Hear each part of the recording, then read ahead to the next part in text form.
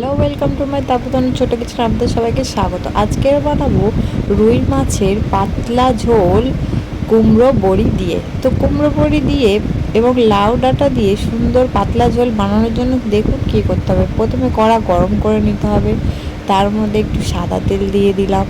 সাদা তেল দিয়ে দেখুন তেলটা গরম হয়ে গেছে। এরপর একে একে আমরা রুই মাছগুলো ভেজে নেবো। তো দেখুন বন্ধুরা, এরকমভাবে আস্তে আস্তে করে রুই মাছগুলো দিয়ে দেবেন যাতে তেল না ছিটকে আসে। তো দেখুন এইরকমভাবে রুই মাছগুলো লাল লাল করে ভাজবেন। দেখুন বেশি ডিপ করে ভাজার দরকার নেই, এরকমভাবে ভাজলে হবে। তো ভেজে তুলে নিলাম। এবারে এর মধ্যে দিয়ে দেবো একটু 5 ফোড়ন, আর দিয়ে দেবো কুচি কুচি করে কেটে রাখা পেঁয়াজ। তো পেঁয়াজ আর 5 ফোড়ন দেওয়ার পরে দিয়ে দেবো কাঁচা লঙ্কা কুচি। কাঁচা লঙ্কা কুচি একটু নেড়ে চেড়ে নিলাম। তারপরে দিয়ে দিলাম লাউ ডাঁটা আর আলু। লাউ ডাঁটা আর আলু দিয়ে একটু মিক্স করে তার মধ্যে দিয়ে দিলাম টমেটো কুচি। টমেটো কুচি দেওয়ার পরে এর মধ্যে দিয়ে দেবো নুন, কারণ টমেটো দেওয়ার পরে নুন না দিলে তরকারিটা ভালো জমে না। তো দেখুন এবারে নুন দিয়ে একটু নাড়াচাড়া করে নেবো। তারপরে একটু হলুদের গুঁড়ো দিয়ে দেবো। হলুদের গুঁড়ো দেওয়ার পরে দিয়ে দেবো লঙ্কার গুঁড়ো আর জিরের গুঁড়ো দিয়ে ভালো করে এটা নাড়াচাড়া করে মিক্স করে নিতে হবে। দেখুন বন্ধুরা, এইরকমভাবে আস্তে আস্তে করে আপনারা নাড়াচাড়া করে নেবেন।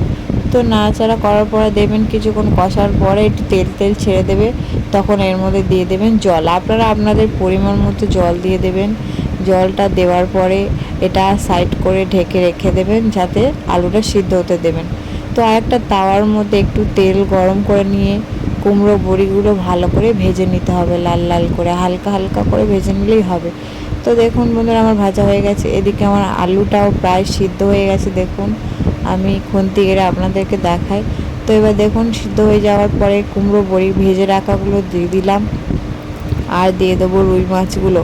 রুই মাছগুলো ভাজা হয়ে গেছিলো, সেই রুই মাছ ভাজাগুলোও দিয়ে দিলাম। তো বন্ধুরা, আমার চ্যানেল যদি আপনি নতুন হয়ে থাকেন, আমার চ্যানেল সাবস্ক্রাইব করে পাশে থাকা বেল আইকনটা প্রেস করে দেবেন। তো দেখুন আমার তরকারি প্রায় রেডি হয়ে গেছে। এরপরে ধনেপাতা ছড়িয়ে দিলাম। তো এরকম নতুন নতুন রান্নার রেসিপি যদি আপনারা দেখতে চান, তো তাপতনের ছোট কিচেনে আপনারা বেল আইকনটা প্রেস করে রাখবেন। এরকম নতুন নতুন রান্নার রেসিপি আপনারা সর্বপ্রথম দেখতে পারবেন আমার চ্যানেলে। তো সুস্থ থাকবেন, ভালো থাকবেন, টাটা।